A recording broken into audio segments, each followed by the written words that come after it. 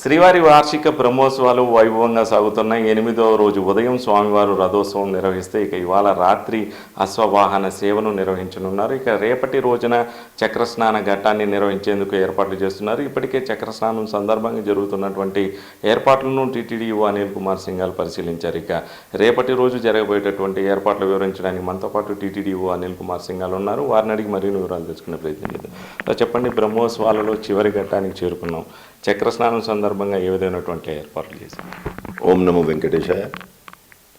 ఇవాళ ఉదయం జిల్లా సూపరింటెండెంట్ ఆఫ్ పోలీసు, అదేవిధంగా మా సివిఎస్ఓ, చీఫ్ ఇంజనీరు, సీనియర్ అధికారులు అందరూ కూడా సైట్ ఇన్స్పెక్షన్స్ చేసుకొని కోఆర్డినేషన్ కమిటీ మీటింగ్ ఏర్పాటు చేసుకొని జరుగుతున్న అరేంజ్మెంట్స్ అన్నీ కూడా డీటెయిల్డ్గా పరిశీలించారు.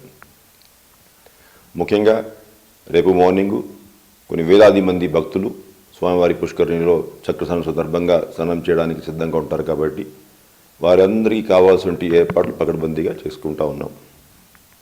మొత్తం కలిపి ఒక 1000 మంది పోలీస్ సిబ్బంది రేపు పుష్కరిణి డ్యూటీలోనే ఉండి వస్తున్నటువంటి భక్తులకు సేవలు అందిస్తారు.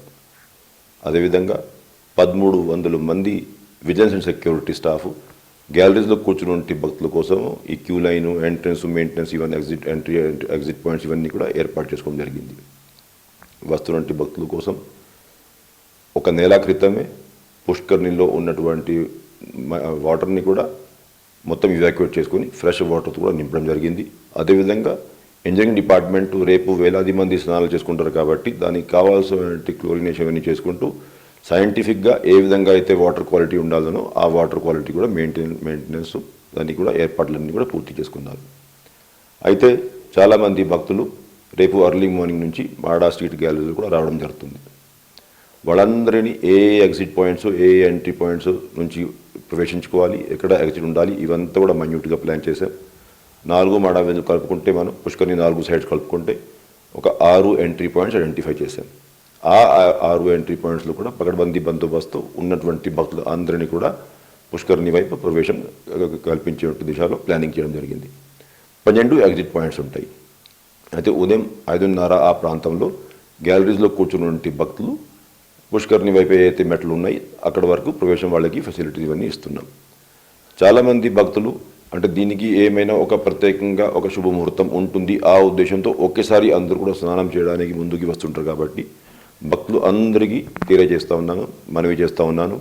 అంటే రేపు ఏ టైం అయినా స్నానం చేసుకుంటే అది కూడా మంచి శుభ పరిణామం ఉంటుంది కాబట్టి అందరూ కూడా కంగారు పడి ఫస్ట్ రౌండ్లోనే స్నానం చేసే ప్రయత్నం చేస్తే అందరికీ కొంచెం ఇబ్బంది కలిగే పరిస్థితి ఉంటుంది. అయితే గ్యాలరీస్లో కూర్చున్నటువంటి భక్తులు క్లియర్గా అక్కడ ఉన్నటువంటి శ్రీవారి సేవకులు, అదేవిధంగా విజిలెన్స్ స్టాఫ్ అందరూ కూడా కృషి చేసుకుని వాళ్ళని సమన్వయంతో ఈ పుష్కరిని వైపు పుష్కరిణిలో ఉన్నటువంటి ఆల్ 4 సైడ్స్ ఏదైతే స్టెప్స్ ఉన్నాయో అక్కడికి తీసుకురావడం జరుగుతుంది. ఒకేసారి మనం చూసుకున్నట్లయితే దాదాపు 9400 వరకు మన పుష్కరిణిలో స్నానం చేసేటువంటి కెపాసిటీ. ప్రతి సంవత్సరం మనం చూసుకుంటా ఉన్నాము. దాదాపు 3 రౌండ్స్ అయితే కంప్లీట్గా మనం భక్తులతో స్నానం చేసేటువంటి పరిస్థితి ఉంటుంది కాబట్టి ఆఫ్టర్ దాట్ ఫుల్ డే స్నానాలు జరుగుతూ ఉంటాయి. దాన్ని బట్టి మనం ఎంత అయితే 9400 మందికి సరిపోయేటట్లు ఏదైతే చేంజింగ్ రూమ్స్ ఉన్నాయో, కొన్ని ఇప్పటికీ పర్మనెంట్ చేంజింగ్ రూమ్స్ ఉన్నాయి, అది కాకుండా అడిషనల్గా టెంపరీ చేంజింగ్ రూమ్స్ కూడా ఇప్పుడు మనం ఏర్పాటు చేస్తూ ఉన్నాం. అయితే ఇంతమంది భక్తులు పుష్కరిని స్నానం చేస్తున్నప్పుడు ఎవరికి కూడా ఎక్కడ కూడా మిస్ హ్యాపెనింగ్ జరగకూడదనే ఉద్దేశంతో మనం NDRF team, SDRF team, fire department సిబ్బంది, అదేవిధంగా ఫిషరీస్ డిపార్ట్మెంట్ నుంచి కూడా స్విమ్మర్స్ అంటే మొత్తం కలిపి దాదాపు 144 మంది వీళ్ళు కూడా సేవలు అందిస్తూ ఉంటారు.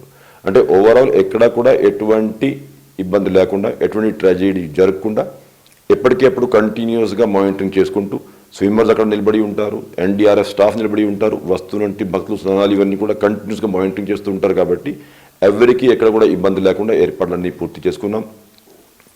భక్తులు మాడా స్ట్రీట్స్లో ముందుగానే మాడా స్ట్రీట్స్ ఇవన్నీ కూడా పోలీస్ యంత్రాంగం పరిశీలించుకొని మాడా స్ట్రీట్స్లో కూర్చోపెట్టి ఆఫ్టర్ దట్ టైంని బట్టి ఉదయం 5:30 ఆ ప్రాంతంలో పుష్కరిని వైపు స్టెప్స్ తీసుకువచ్చి ఆఫ్టర్ దాట్ ఎప్పుడో అయితే ఈ స్నానాలు ప్రారంభిస్తాం దాన్ని బట్టి భక్తులు అందరూ కూడా పుష్కరినిలోకి ప్రవేశం ఉంటుంది కాబట్టి టీటీడీ ఎప్పటికెప్పుడు ఇచ్చేటువంటి సలహాలు సూచనలు పాటిస్తూ ఎక్కడ కూడా ఇబ్బంది లేకుండా స్వామివారి ఆశీస్సులు పొందాల్సిందిగా విజ్ఞప్తి చేస్తున్నాం.